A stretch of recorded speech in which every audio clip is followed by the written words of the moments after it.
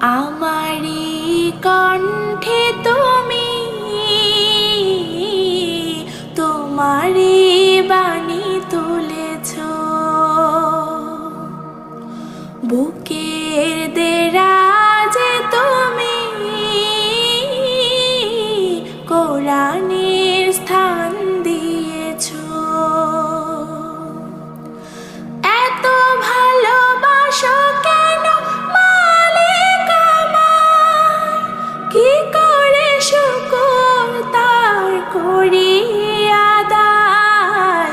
এত ভালোবাসো কেন মালিক আমায়, এত ভালোবাসো কেন মালিক আমায়। পৃথিবী